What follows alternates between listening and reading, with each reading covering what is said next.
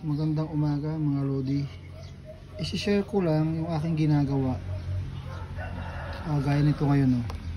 Nilagyan siya ng bakal sa ilalim tapos dinikitan ng stick glue gamit ang soldering iron para mas lalo niyang maluto. Kasi yung sa mga baril-baril niya na supposed to be nilalagyan ng ganito, hindi masyadong naluluto.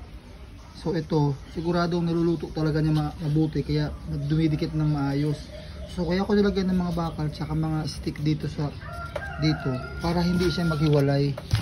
O kasi duktong lang siya Ito ang whole tray na 30 eggs capacity.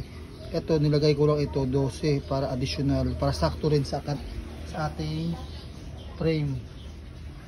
So ngayon tignan mo, hindi na siya maghihiwalay. So yan lang. Kung gusto niyo magdikit ng stick glue na wala kayong baril or gumamit ng stick glue tapos wala din kayong baril, gumamit kayo nito soldering pen, soldering iron bang gamit ito para sigurado na matutunaw niya tsaka maluluto niya. Parang ganyan ang style. Ilalagay nyo lang siya dyan sa gitna tapos tutunawin.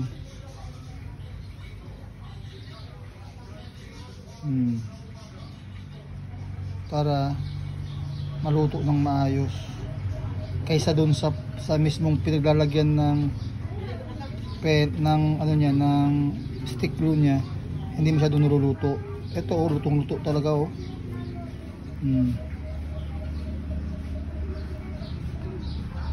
Additional puwersa sa kanya na para hindi siya maghiwalay yung join natin kasi dikit lang yan dinikit lang natin, hindi man talaga naka-intend para na magsama sila. So para hindi sila maghiwalay,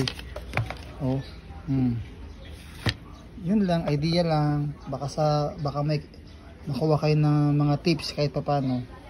Yun lang.